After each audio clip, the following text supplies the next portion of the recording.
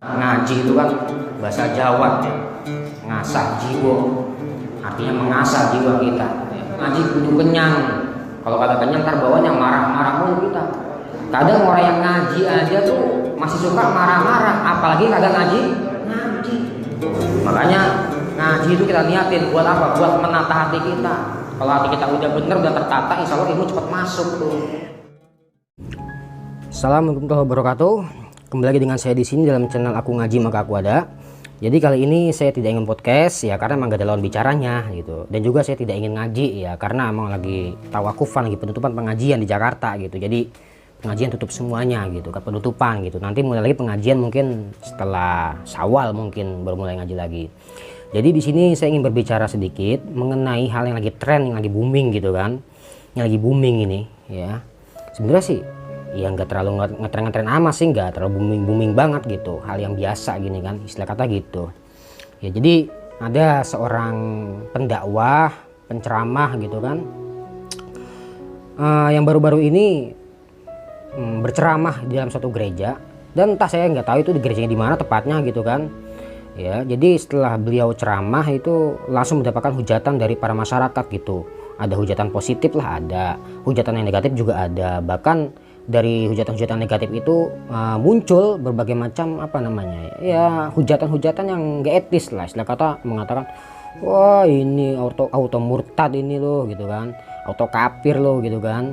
Ada yang bilang mengatakan wah ini namanya mencampur adukan akidah ini. Bahkan ada seorang ustadz yang mengutip dalilnya dari Hadratus Syekh Kiai Hasyim Asy'ari gitu untuk mengomentari kelakuan seorang pendakwah tersebut yang berdakwah di dalam suatu gereja gitu. Ya, bisa kita sebut saja namanya Gus Miftah gitu kan ya. Oke. Lalu setelah beliau mendapatkan hujatan seperti itu, beliau memunculkan lagi sebuah video di mana video itu merupakan klarifikasi daripada apa yang dilakukan beliau selama di gereja itu gitu. Istilah kata ceramah di dalam gereja gitu.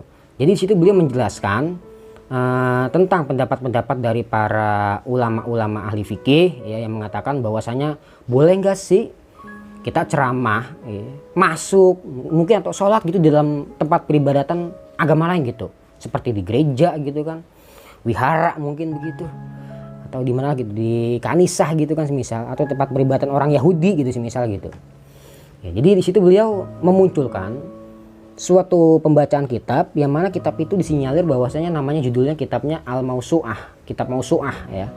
Mausu'ah. Itu juga saya baru tahu ya karena saya masih goblok gitu, masih tolol. Jadi baru tahu ada kitab itu gitu yang dikatakan bahwasanya kitab itu wah puluhan jilid gitu kan. Ini saya baru tahu karena ya inilah saya masih kurang literasi gitu. Sedangkan beliau udah membaca kitab Mausu'ah seperti itu gitu. Iya. Jadi beliau membacakan suatu kitab di situ ya, ada kekeliruan gitu ya.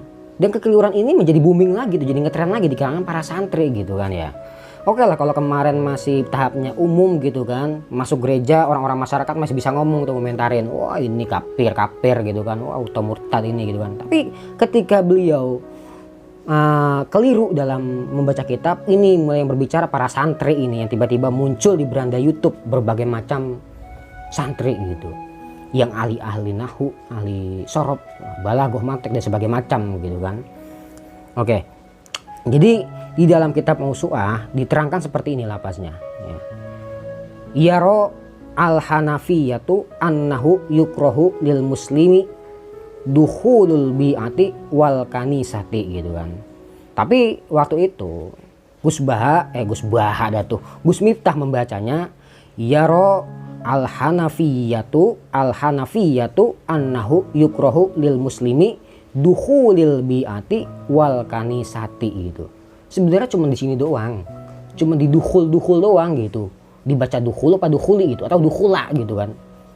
Ini kan mana cuma masuk gitu loh, dukhul masuk gitu ya kan, cuma masukin doang. Apa susahnya sih, kan enak masukin doang, ngapa jadi permasalahin gitu loh ya, gitu aja repot gitu loh ya. Emang oke lah dalam sistematis ilmu nahu lapas dukhul itu menjadi naibul fa'il daripada yukroh itu ya, fil mudhari yang dimabni majhulkan gitu, atau mabni maf'ul gitu, yukrohu, maka dibaca dukhulu menjadi naibul fa'ilnya gitu kan. Itu secara sistematis ilmu nahwu gitu kan ya. Tapi kalau semisal dibaca seperti ini, semisal yaro al-hanafiyah annahu yukroh lil muslim dukhul bi'ah wal kanisah gitu. Saya ulangi lagi. Yaro al-hanafiyah annahu yukroh lil muslim dukhul bi'ah wal kanisah gitu. Jadi semua belakangnya disukun gitu ya. Andai kata dibaca seperti itu mungkin ya nggak terjadi seperti ini gitu. Tiba-tiba muncul lah hujat-hujatan yang membenarkan gitu, yang apa ya, yang secara sistematis ilmu nahu benar gitu, tapi niatnya gitu loh, saya nggak tahu niatnya apa gitu, membenarkan bagaimana tuh niatnya gitu kan gitu. Jadi ya itulah ilmu nahu. Jadi kita membahas akhir daripada kalimatnya gitu kan, i'robnya gitu. Jadi akhir daripada harokat akhirnya itu apa gitu yang dibaca, mau dibaca domah, dibaca fathah, kasroh atau sukun, itu kan nahu seperti itu ya. Jadi yang dari kata dibaca yaro al-hanafiyah annahu yukroh lil muslim dukhul bi'ah wal kanisah, mungkin aman seperti itu, nggak dikomentarin gitu karena dibaca dukhul ya kan. Dibaca mau dukhul terserah gue, yang penting gue baca dukhul, gue sukun gitu kan gitu, mungkin aman seperti itu ya. Karena itu nahu, kembali lagi baliknya kita membahas daripada akhir daripada kalimat, itu nahu. Berbeda dengan ilmu sorof ya. Ilmu sorof itu harus dibaca semuanya, baik fa fiilnya, ain fiilnya, lam fiilnya juga harus dibaca gitu. Contoh semisal ada huruf fa, ada huruf ain, ada huruf lam gitu kan. Kalau kita membaca, kita memakai ilmu sorof yang dibaca fa fiilnya, ain fiilnya, lam fiilnya, kita harus dibaca semuanya. Bisa aja dibaca fa'ala, bisa aja dibaca fa'ula, bisa aja dibaca fa'ila gitu kan. Bisa aja dibaca fi'lun gitu kan. Atau baca atau ada lapas mesti ro, jim sama lam gitu, ada huruf seperti itu. Bisa aja dibaca rojulun, bisa dibaca rojala, bisa dibaca rijlun kan gitu. Itu musorof ya. Jadi seperti itu. Jadi menurut pandangan saya pribadi ya, ini saya ambil jalan tengah saya sendiri gitu ya. Menurut pandangan secara subjektif saya sendiri gitu, saya tidak ingin membenarkan Gus Miftah, mengomentar Gus Miftah, enggak, saya nggak komentarin itu, enggak. Karena saya yakin Gus Miftah itu lebih alim dari saya gitu. Iya, lebih paham masalahnya daripada saya gitu. Dengan saya kan masih ecek-ecek lah. Saya cuman ngaji di majelis, di musola, di masjid gitu. Sedangkan Gus Miftah jam terbangnya udah lebih dari saya jauh. Beliau udah ngaji di dakwah di tempat yang mungkin dikatakan bahasa kasar kotor lah, atau mungkin bagi orang-orang ekstremis dikatakan tempat najis itu, seperti diskotik gitu kan. Dan baru-baru ini beliau dakwahnya di mana? Di gereja gitu. Itu kan hal yang sangat luar biasa seperti itu ya kan. Nah gitu ya, saya pernah dapat omongan dari guru saya gitu kan. Orang dakwah di masjid ya sama aja begitu, istilah kata. Sama aja bagaimana? Udah tahu WC bau dikentutin begitu, istilah kata begitu tuh. Ya, paham gak gitu? Udah Islam diislamin lagi begitu, istilah kata gitu. Ya, tapi kan kalau Gus Miftah kan beda dia. Gus Miftah dakwahnya di mana? Di diskotik gitu. Emang bener-bener tempat yang seperti itu gitu. Itu istimewa menurut saya begitu. Ya. Dan saya pribadi juga berterima kasih kepada Gus Miftah ya, karena dengan beliau saya jadi tahu ada kitab ginian nih, kitab Mausu'ah. Iya. Ya saya cari-cari PDF-nya juga belum ketemu sampai sekarang gitu. Iya, doain aja lah semoga saya dapat rezeki terus saya beli kitabnya gitu, kitab Mausu'ah gitu kan. Iya, jadi menurut pandangan pribadi saya ya, saya berhusnuzon aja sama Gus Miftah ya. Mungkin ya Gus Miftah sabukul lisan gitu kan. Ada keluputan dalam membaca kitab gitu ya, karena tahu sendirilah. Kita lihat aja dari sisi psikologisnya aja gitu kan. Ketika kita pribadi lah, semisal kita nih dapat hujatan banyak dari orang, dikata-katain ini kopar kafir, murtad, nyampur adukin akidah sebagai macam. Apalagi tahu seantero Indonesia gitu. Itu hati kita lagi kagak beres sebenarnya, nggak tenang gitu kan. Ya mungkin dari faktor ketidaktenangan hati itu menerima berbagai hujatan, jadi keliru dalam membaca kitab gitu kan. Jadi lisannya kepleset gitu kan. Itu hal biasa yang lumrah. Toh manusia bukan malaikat gitu. Toh juga kita orang Indonesia, bukan lidah-lidah Arab. Itu masalahnya seperti itu. Dan sekarang pun Gus Miftah udah memunculkan video klarifikasi permintaan maaf. Ya udahlah, clearkan masalah. Lu minta maaf, ya udahlah, maafin. Itu aja apa susahnya sih, repot. Cuma lapas dukhul doang, tiba masukin doang. Apa susahnya sih? Kan enak masukin doang. Ngapa dibuat persulit gitu ya? Ngapa diperkomentarin? Lah tiba masukin doang, masuk lo enak. Kok ribet? Iya. Gitu masalahnya ya. Jadi saya juga apa namanya, enggak ngomentarin orang-orang yang sudah berusaha membenarkan daripada pembacaan Gus Miftah atau mengomentari kelakuan Gus Miftah yang ceramah di dalam gereja. Saya nggak komentari itu. Ya, karena setiap orang punya apa ya, kebebasan untuk berbicara gitu.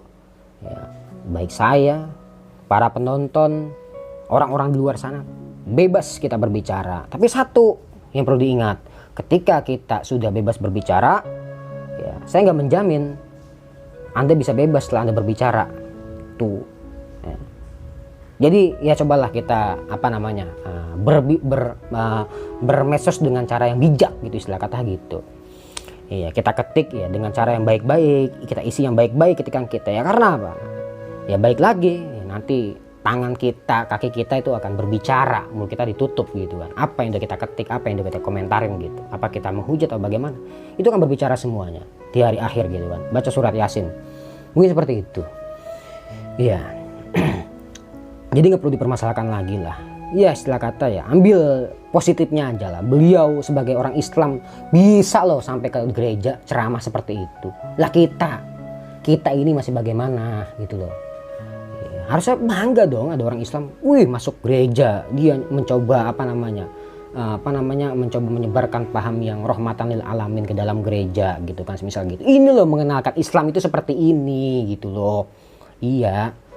Mencoba memutarbalikkan bahwasanya Islam ini bukan teroris gitu. Ini loh Islam yang rahmatil alamin seperti ini gitu loh. Iya. Itu terkait masalah niat, dia yang tahu niatnya mau bagaimana, Gus Miftah yang tahu kan, begitu masalahnya. Iya. Beliau yang saya tahu hanya menyampaikan ajaran-ajaran Islam di dalam gereja gitu kan. Terkait nanti hidayah biar Allah yang ngasih kan gitu masalahnya. Ini nggak usah dipermasalahkan lah. Oke lah. Namanya orang kan punya pendapat masing-masing, punya landasan masing-masing, punya referensi masing-masing untuk mengomentari Gus Miftah gitu kan. Tapi kalau saya pribadi saya nggak mau komentari ya, karena saya sadar diri Gus Miftah lebih alim dari saya gitu kan. Dan saya juga tidak mengomentari orang-orang yang sudah terlanjur mengomentari Gus Miftah gitu dengan hujatan-hujatan yang negatif atau positif, silakan gitu. Karena apa? Ya saya juga kembali lagi, saya nggak ada apa-apanya dibanding para youtuber yang tiba-tiba muncul gitu membahas masalah kekeliruan Gus Miftah gitu kan.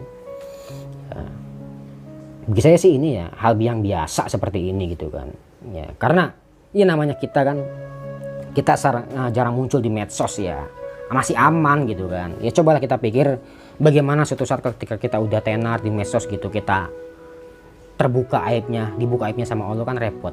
Itu masalahnya gitu. Ya udahlah, beliau udah minta maaf, kita maafin, itu aja masalahnya.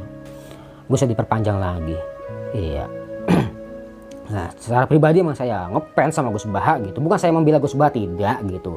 Karena ini loh sepak terjangnya Gus Miftah. Iya, bisa sampai ke situ. Sampai kemana? Ke gereja, ke diskotik. Iya. Itu hal yang luar biasa gitu kan. Islam bisa masuk ke situ gitu loh. Ya lagi pula juga ceramahnya beliau tidak ada pemaksaan untuk masuk ke Islam kan gitu. Ya, istilah kata gitu ya.